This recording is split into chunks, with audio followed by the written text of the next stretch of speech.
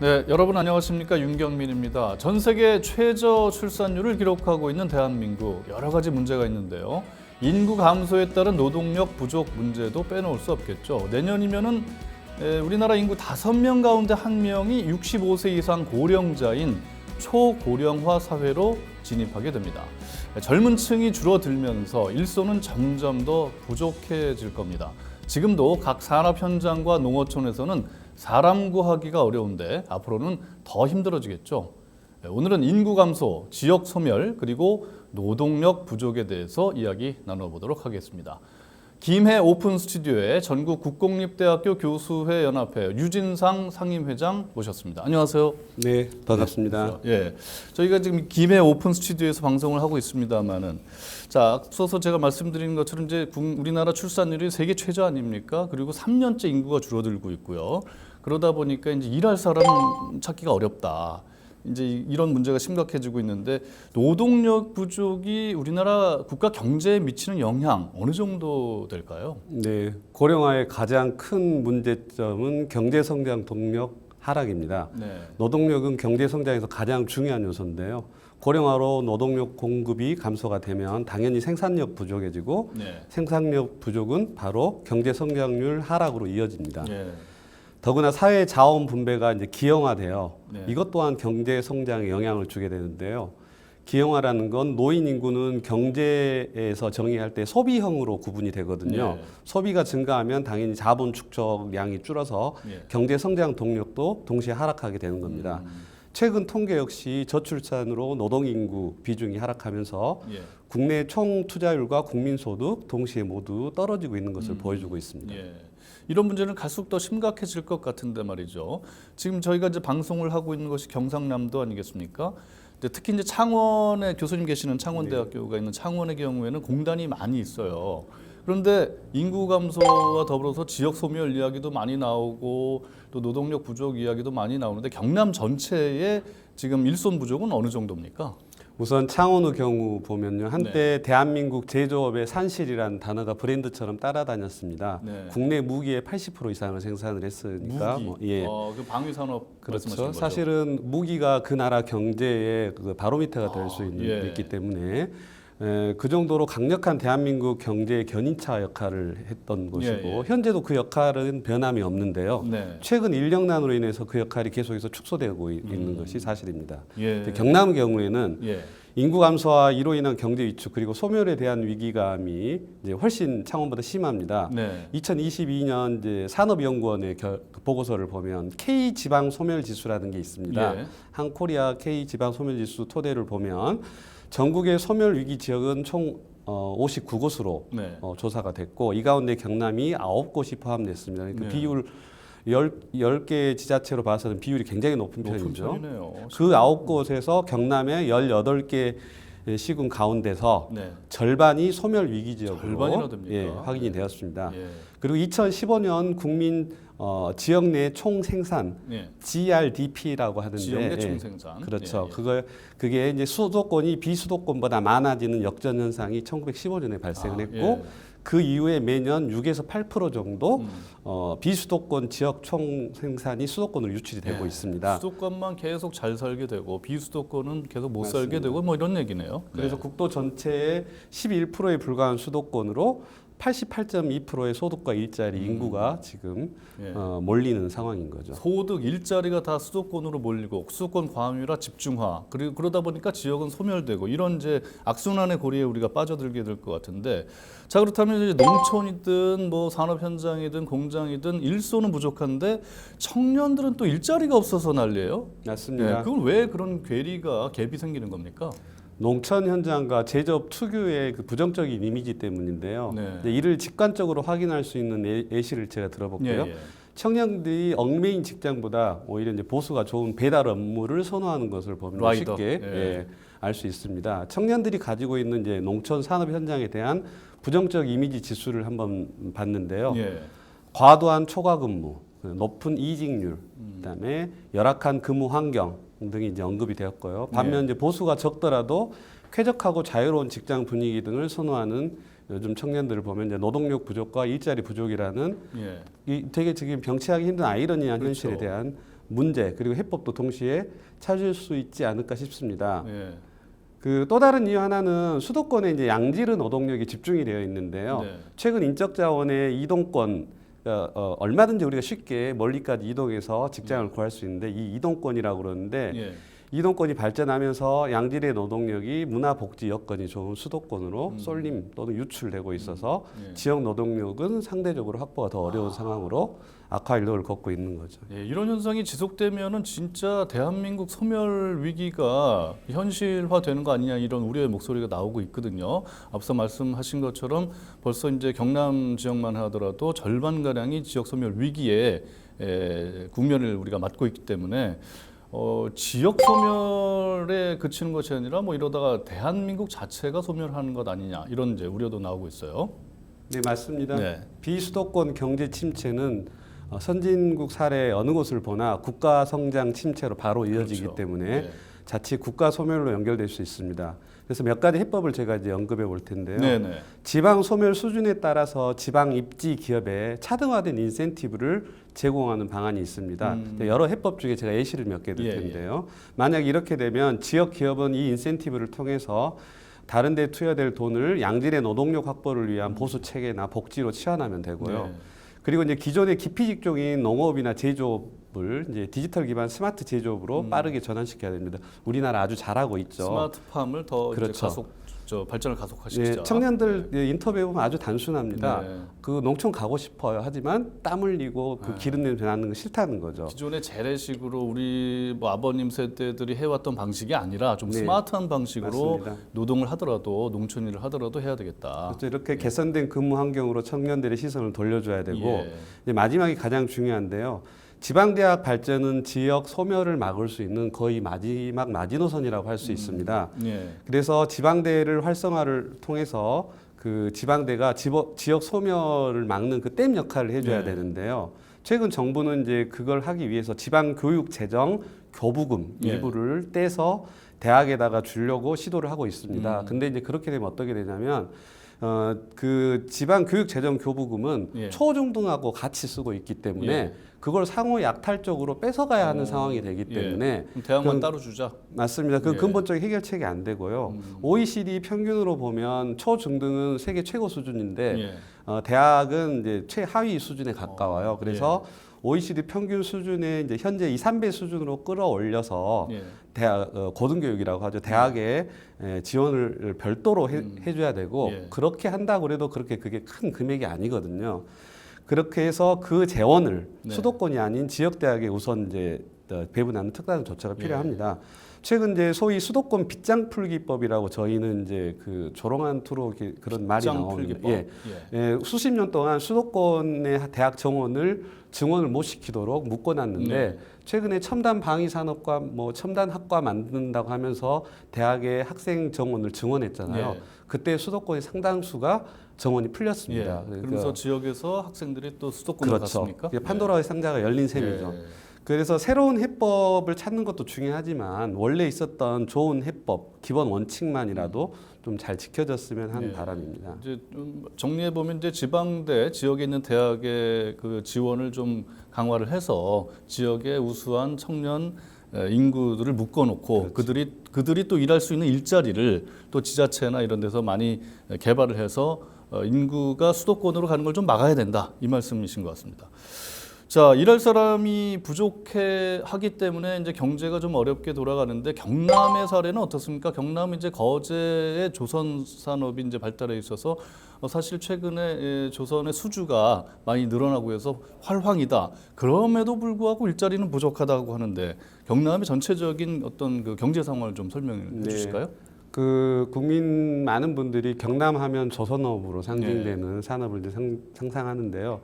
최근 경남 역시 침체를 굉장히 많이 겪었습니다. 하지만 작년부터 원자력 산업 다시 부활시켰죠. 예. 그다음에 항공산업, 우주선 발사체 하면서 항공산업에 대한 기대감이 커졌고 예. 올해 중반기 조선업 수주가 세계 1위를 탈환을 했습니다. 그렇죠. 그리고 이제 지속적인 K 방산, 방위산업? 코리안 방위산업 성장을 통해서 전차도 경상남도 수출하고 예, 그러니까. 전체적으로 경제는 청신호를 받고 있습니다. 예. 더구나 이제 스마트 산단을 대대적으로 한 5년에 걸쳐서 전통적으로 무거운 제조업을 가벼운 제조업으로 탈바꿈시키고 있기 때문에 예. 동시에 이제 대한민국 제조업의 산실이라는 명성을 차근차근 회복도 하고 있습니다. 네. 특히 이제 K방산 같은 경우는 그 대한민국 방산업체 대부분이 경남에 몰려 있거든요. 그렇군요. 경남과 네. 창원에. 예. 그 방위 산업만으로 작년도 22년도 수주액을 보면 25조 8천억이라는 엄청난 수주를 올렸고 올해는 그것보다 지금 더 하잖아요. 폴란드를 통해서. 예. 그리고 걸목할 만한 성장을 했습니다. 문제는 일자리는 늘고 있는데 네. 여기 투입될 인력난이 갈수록 심화되고 있다는 예. 점입니다. 수주 물량이 늘어났는데 신규 고용이 이제 원활하지 않은 데다가 금리 인상으로 자금 조달 문제가 이제 확산됐잖아요. 그러면 자금 조달 여력이 약한 지방의 중소기업들은 네. 우량 기업인데 흑자 도산을 하는 그런 게 이제 굉장히 우려되는 우려가 상황이고요. 있군요. 인력난이 특히 현재 조선업에서 가장 심각한 상황입니다. 예. 아니 그렇게 수주를 많이 해놓고 주문을 받아놓고 이제 큰 선박을 만들어서 수출을 해야 되는데 정작 만들 사람이 없다. 맞습니다. 그다음에 흑표전자 이런 거 팔아야 되는데 네. 폴란드에 팔고 해야 되는데 만들 사람이 없다. 아 이거 참 큰일이군요. 자 경남이 이제 말씀하신 것처럼 지역 경제에 미치는 그 산업 중에 가장 큰 게 이제 조선 산업인데 이게 말씀하신 것처럼 활황세였어요. 그래서 일자리가 얼마나 심각한지 저희가 사실은 요 몇 달 전에 취재한 내용이 있거든요. 예, 한번 화면을 본 이후에 다시 이 이야기 이어가도록 하겠습니다. 지난해 세계 발주량의 37%를 수주한 국내 조선업계. 수주 호황으로 일거리도 크게 늘었고 경기 회복에 대한 기대감도 커졌지만 관건은 생산 인력이었습니다. 구조조정과 저임금 등으로 노동자들이 조선소를 떠났기 때문입니다. 국내 대표 조선도시인 경남 거제도 2015년 7만 6천 명이던 조선업 종사자가 지난해 3만 6천여 명으로 반토막이 났습니다. 심각한 조선업 인력 누출, 이를 막기 위해 지자체가 나섰습니다. 거제시는 조선업 일자리 장려금과 기숙사비 지원, 숙련퇴직자 재취업 등의 내용을 담은 270억 규모의 조선업 지원안을 진행하고 있습니다. 지원을 해줌으로써 약간 임금 보전적 측면이 있기 때문에 근무하시는 분들은 계속 이제 근무를 유도할 수 있는 장기 근속을 유도할 수 있도록 해주고 또 신규 오시는 분들은 이 조선업에 취업을 할 수 있도록 도움을 줄 수 있는 그런 사업입니다. 특히 지난해 도입된 거제형 조선업 내일 채용 공제 사업은 큰 효과를 보고 있습니다. 1년 동안 노동자가 매달 일정 금액을 내면 정부와 거제시가 일정 금액을 더해 600만 원의 목돈으로 돌려주는데 첫 해에만 550명이 가입했습니다. 내일 채용 공제를 하게 되어서 조선소에 들어와서 이걸 기회 삼아서 계속 일할 수 있게 되어서 좋은 것 같습니다. 거제형 고용유지 모델이 조금씩 성과를 보이면서 인력난에 시달리는 조선업에도 버팀목이 되고 있습니다. 헬로티비 뉴스 표영민입니다. 네, 한참 그 어려움을 겪었던 이 조선업이 이제 활황세로 가고 있는데 정작 일자리는 많이 늘어났지만은 일할 사람이 없다 이런 문제를 갖고 있어요. 이게 저희가 이제 4월달에 취재한 내용이거든요. 표영민 기자가 지금은 어떻습니까, 조선업계가?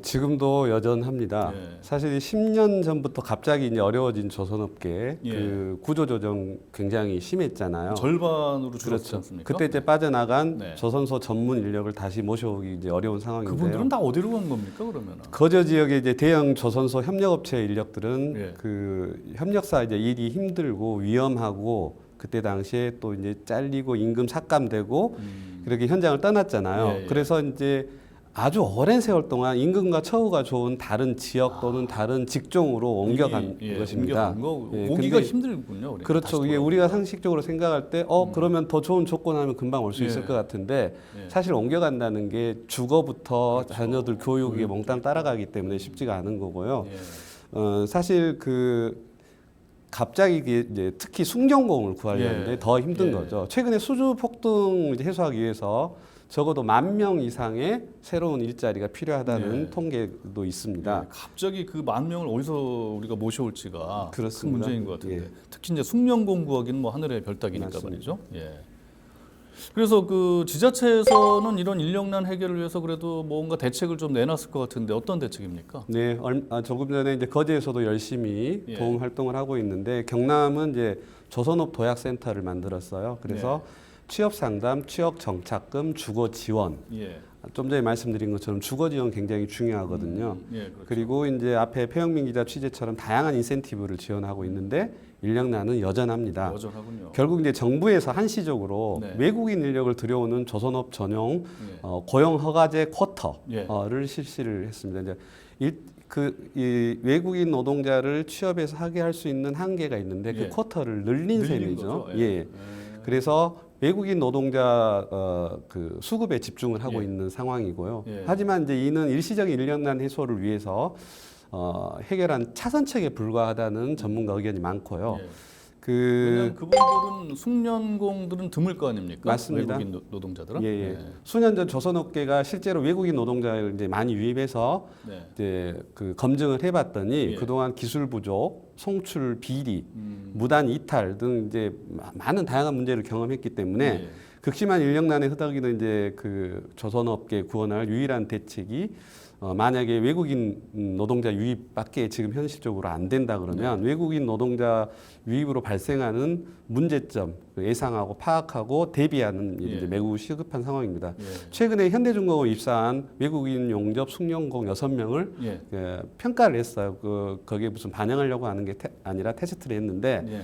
검증 시험에서 한 명만이 합격을 했습니다. 나머지는 다 떨어졌습니까? 그러니까 이제 이 상황을 보면 무엇을 우리가 예측해 볼 수 있냐면 예. 중국 조선업이 결국 수주 1위를 한국에 내준 이유가 예. 숙련공 부족이거든요. 그렇죠. 그리고 이제 숙련공 관리 부족 예. 이 두 가지를 압축할 수 있는데 우리가 반면 교사로 삼아야 될 부분입니다. 그리고 숙련공에 대한 대우를 잘 해줘가지고 숙련공을 계속 우리가 유지하면서 그럴 필요가 있다는 말씀이신 것 같고. 자, 이제 그 농촌도 우리가 한번 살펴볼까요? 뭐 공장이라든가 이런 산업단지라든가 이런 데서도 노동력 부족이 심각하지만 농촌 역시 뭐 사람이 없어갖고 작물을 수확할 사람도 없고 뭐 어디다 옮길 사람도 없고 그래서 그냥 창고에 그대로 놔두거나 밭을 갈아엎거나 이런 뉴스를 종종 우리가 뉴스에서 보지 않습니까? 경남 역시 마찬가지가 아닐까 생각되는데 어떤 상황인가요? 네, 심각한 수준입니다. 다음에 농사의 거름으로 쓰기 위해서 예. 양파나 메론 이런 게 갈아엎는 게 일상이 됐고요. 경남은 이제 경남하면 양질의 단감을 단감. 산지로 유명한데 지금 단감 밭을 찾아보기 힘들 정도로 다 감나무를 베어내고 용지를 전환하거나 태양광으로 바꾸거나 하는 풍경들이 불쩍 늘었고요. 예. 농촌 일손 돕는 모습이 지상파의 정규 프로그램이 돼서 아하. 일주일에 한 번씩 방송을 할 정도로 예. 참 보고 있으면 씁쓸한 웃음이 나올 정도입니다. 정말 그렇군요. 심각하군요. 소는 누가 키우나 뭐 이런 이제 코미디 프로그램에서 유행어도 있었습니다만 실제로 농사를 지을 사람이 없다라는 거죠. 공장에서 또 일할 사람도 없고. 우리가 지금 이제 노동력 부족 문제 그에 따라서 결국은 지역 소멸, 대한민국 소멸로 이어지지 않는가 이런 이야기를 나누고 있습니다만 끝으로 우리가 그렇다면 노동력 부족 문제를 이민자, 그러니까 외국인 노동자를 좀 더 확대해서 이 문제를 해결할 수 있는 방법도 있는데 현재도 많이 들어와 있죠. 맞습니다. 네. 지금 현재 정부에서 관리되고 있는 외국인 이주민 노동자 숫자를 보면 110만 명인데요. 네. 그 중에서 경남이 6만 3천 명 정도 됩니다. 수도권을 제외하고는 전국에서 이제 가장 이주민 노동자가 많은 곳이고요. 네.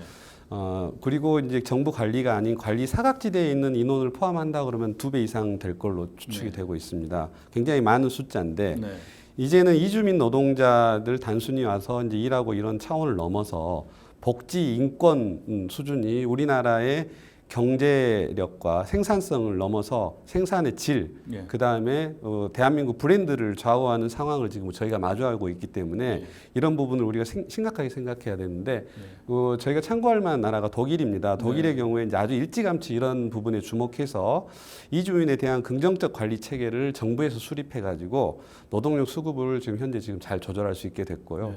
경남에서는 경남 이주민센터를 비롯한 수많은 단체들, 작은 단체들이 있는데 이 역할을 대신하고 있습니다만은 그 한계가 있습니다. 그래서 국가나 지자체 차원에서 그 단순히 그냥 이 사람들 감시 관리 감독이 아니라 예. 이 사람들의 양질의 일자리, 양질의 노동력을 확보할 수 있는 차원의 예. 복지, 그 다음에 이분들을 이웃으로서 이주민에 대한 그 근본적 고민을 하는 그런 이제 컨트롤 타워가 필요한 상황입니다.